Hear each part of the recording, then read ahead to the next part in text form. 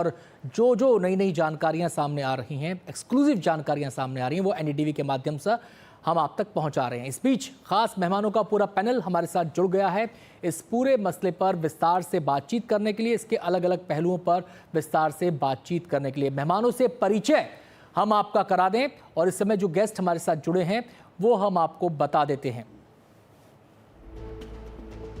विक्रम सिंह पूर्व DGP UP के हमारे साथ जुड़ चुके हैं। इसके अलावा ब्रिगेडियर रिटायर्ड राहुल भोसले हमारे साथ जुड़ गए हैं। डीपी श्रीवास्तव जी हैं हमारे साथ, पूर्व राजदूत, और मेजर जनरल रिटायर्ड पीके सहगल साहब हमारे साथ मौजूद हैं। सभी मेहमानों का बहुत बहुत स्वागत है और आपको हम बता दें इस मसले पर हम विस्तार से चर्चा करेंगे। सबसे पहले हम रुख करना चाहेंगे यहाँ पे डीपी श्रीवास्तव जी का, क्योंकि जब से ये हमला हुआ है उसके बाद से विचार मंथन हुआ। कल सीसीएस की बैठक हुई, 2.5 घंटे बैठक चली और उसके बाद कई कूटनीतिक कदम उठाए गए।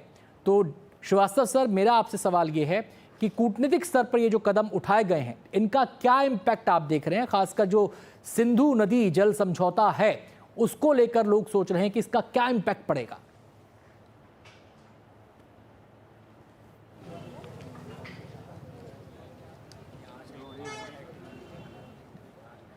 श्रीवास्तव सर, आपका ऑडियो हम तक नहीं पहुंच पा रहा है, शायद म्यूट है, वो अनम्यूट कर दीजिए उसे। हाँ साहब जी। पाकिस्तान एक एग्रीकल्चरल इकोनॉमी है और वो सिंधु नदी के पानी पे निर्भर करता है। ये जो संधि हुई थी 50 के दशक में, ये इसको एक तरह से कहा जाए अनइक्वल ट्रीटी थी। इसमें पानी का 80% हिस्सा पाकिस्तान को दिया गया जो लोअर राइपेरियन था, और इंडिया जो 7 टाइम्स लार्जर पॉपुलेशन थी उसको सिर्फ 20% हिस्सा मिला। ऐसा तो साहब दुनिया में और किसी देश में हुआ ही नहीं है। आपको एक उदाहरण दूं, चाइना जो अपर राइपेरियन है, जहां मतलब चाइना से नदियां नीचे और मुल्कों में जाती हैं, उन्होंने किसी भी जल समझौते पे किसी भी पड़ोसी से समझौता किया ही नहीं जिससे कि उनके पास एक फ्री हैंड रहे, उनका ऑप्शन खुला रहे। हमने अपने हाथ बांध दिए। उस समय वर्ल्ड बैंक का दबाव था, हिंदुस्तान विदेशी सहायता पे निर्भर करता था। आज वो बात नहीं है। मेरा कहने का मतलब है कि इतनी बड़ी घटना के बाद, और ये सिर्फ एक घटना नहीं हुई है, पिछले 70 साल में बराबर ये घटनाएं होती रही हैं। ये सिर्फ इस संधि को निलंबन करने से नहीं होगा, इस संधि से हिंदुस्तान को निकल जाना चाहिए, क्योंकि ये तो इस घटना को अगर छोड़ भी दें तो ये हमारे लिए एक बड़ी ही डैमेजिंग ट्रीटी रही है। और इसका सबसे ज्यादा असर कश्मीर की जनता पे पड़ता है, क्योंकि उनको जो उनका हक है पानी का, उससे वो निर्वाचित हो जाते हैं। तो हमें इस कदम, ये भारत सरकार ने कदम ठीक लिया है, ठीक दिशा में लिया है, लेकिन हमें यहाँ रुकना नहीं चाहिए। हमें इससे आगे बढ़ के इस ट्रीटी से निकल जाना चाहिए और यही उसके लिए अच्छा मौका है। जहाँ तक पाकिस्तान पे असर की बात है, पाकिस्तान पे इसका बड़ा असर होगा और ये दबाव पड़ने की बनाए रखने की ज़रूरत है, क्योंकि उसके बिना उनकी सोच में कोई फर्क नहीं पड़ेगा। मैं पाकिस्तान में रह चुका हूँ जी। 90 के दशक में मैं उस समय था जहाँ पे मुझ पे 2 बार गन अटैक भी आईएसआई ने किए। मैं ख्याल से मैं ही सिर्फ एक इंडियन राजनयिक रहा हूँ जिस पे आईएसआई ने गन्स निकाली, और मैं उसके बाद रहा बाबरी मस्जिद के बाद तक, जब उन्होंने हमारे कॉन्सुलेट जनरल का घर जला दिया। तो मैंने तो वहाँ साहब अंदर से देखा है। तो वहाँ पे आज जो भी उस समय था, अब आज उस वहाँ से स्थिति बहुत खराब हो चुकी है, और उनकी सोच जो है वो हमेशा वही रही कि हम अपनी तरफ से जो भी करेंगे, पाकिस्तान हिंदुस्तान जो है उससे किसी तरह से समझौता कर लेगा। जी, पीके सहगल भी हमारे साथ मौजूद है, मेजर जनरल रिटायर्ड पीके सहगल।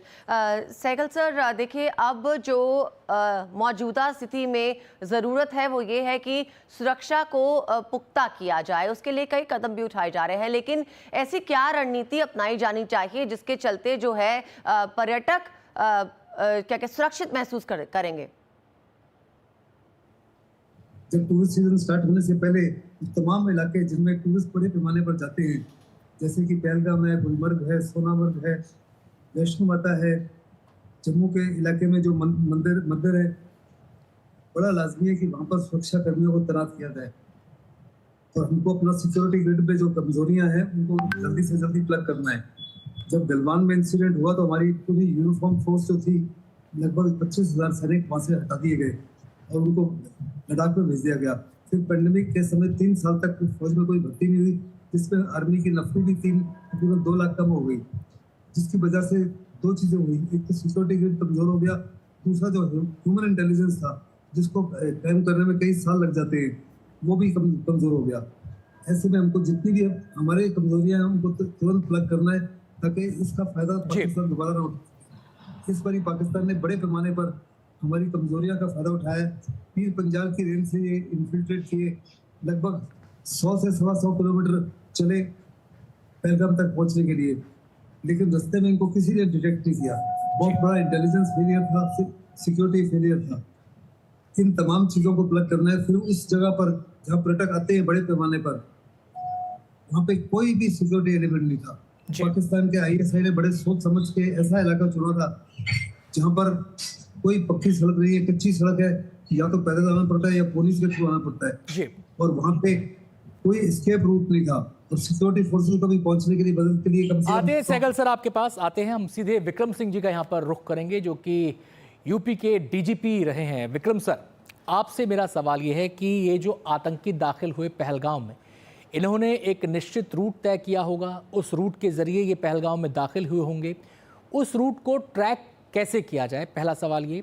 कुछ स्केच जारी हुए हैं, अत्याधुनिक तकनीक की मदद से क्या इन स्केच के सहारे उन लोगों के चेहरे क्लियर हो सकते हैं बिल्कुल कि हाँ यही लोग थे? तीसरी बात ये कि क्या ये बिना लोकल सपोर्ट के आपको मुमकिन लग रहा है? अगर लोकल सपोर्ट है तो ये ज़्यादा खतरनाक बात है। उन लोगों के चेहरों तक पहुंचने के लिए, उन लोगों तक पहुंचने के लिए जो इस पूरे ट्रेल में शामिल रहे हैं, इस लूप में शामिल रहे हैं, कैसे चीज़ें आगे बढ़ सकती हैं?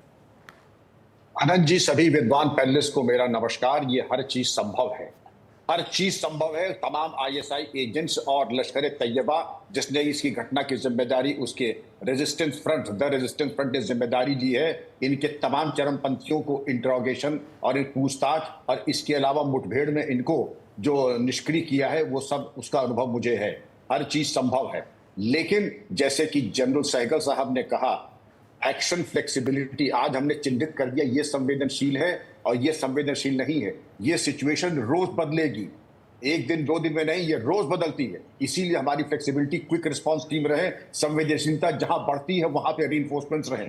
और अब वो जमाना नहीं रहा कि केवल हम एक जगह QRT लगा दें तो हम अपने को सुरक्षित मान लें ना, हमें चप्पे चप्पे पर निगरानी। आप पूछेंगे कैसे? उसका आइडिया है satellite imaging, thermal imager. Satellite imaging आपको एक मोटा मोटी आइडिया दे देगी मूवमेंट का, थर्मल इमेजेस बता देगी जंगल में कौन कहां छिपा। ये सही कि भविष्य, जैसे आपने कहा कि फोटो पिक्चर आइडेंटिफिकेशन, इसकी एक्यूरेसी 75% रहती है, लेकिन 100% नहीं। लेकिन इस 75% पे आपने 20 लाख का इनाम भी घोषित किया है। अब लोकल सपोर्ट पे आ जाए। बिना लोकल सपोर्ट के ये जिंदा नहीं रहते, यही ऑक्सीजन है। हमारे जो फौजी अफसर मारे गए हैं, अब मैं उनके बारे में बताता हूं। ये एक ही होटल में रुके थे, किस होटल में रुके थे मैं चाहूंगा इससे पूछताछ की जाए। दूसरी चीज, किस ट्रैवल एजेंट ने इनको ला करके वहां पर भेजा था, ये तमाम चीजें हैं। मैं किसी पे आरोप नहीं लगा रहा हूं, लेकिन शक के दायरे में वो सब हैं जहां से ये आए, जहां रहे, क्योंकि सूचना लोकल किसी ने दी है कि शिकार अच्छा है, आक्रमण कर दो। तो आनंद जी और अदिति जी, मैं ये चाहूंगा कि इसमें गहराई से छानबीन हो, टेक्नोलॉजी का इस्तेमाल करें। टेक्नोलॉजी हमारे पास है। 7 अक्टूबर 2023 में आप जाइए इजराइल में, उनके ऊपर हमला हुआ, लेकिन जो जिस तरीके से उन्होंने मटिया मेट कर दिया। और एक शब्द, हम प्रतिशोध की बात नहीं करते, हम अहंकार की बात नहीं करते, लेकिन अपने की सुरक्षित करना हमारा जन्मसिद्ध अधिकार है। उन्होंने कहा था नेतन्याहू ने, हमास का प्रत्येक सदस्य आज अपने को मरा समझ ले, वो दुनिया में कहीं भी हो हम उस तक पहुंच जाएंगे। हमको भी कहना चाहिए कि लश्कर तैयबा, रेजिस्टेंस फ्रंट जहां कहीं भी हो विश्व में, वो अपने को सुरक्षित न समझे, उस पर हम करेंगे। अब मैंने आपको टेक्नोलॉजी बताई, एक्शन फ्लेक्सिबिलिटी। एक्शन फ्लेक्सिबिलिटी वो होती है, संवेदनशीलता सुबह कुछ और है, शाम को कुछ और रहेगी। जुमे के दिन कुछ और रहेगी, किसी त्योहार के दिन कुछ और रहेगी। तदनुसार हमारा डिप्लॉयमेंट, हमारा एक्शन और कांस्टेंट इंप्रूवमेंट, कांस्टेंट इनोवेशन। आपने देखा इनके पास चरमपंथियों के पास M4 कार्बाइन थी, AK-47 थी। हमारे वेपनरी और सुरक्षा एक जनरेशन ऊपर हो आनंद जी, तब हम उनको मुंहतोड़ जवाब दे पाए।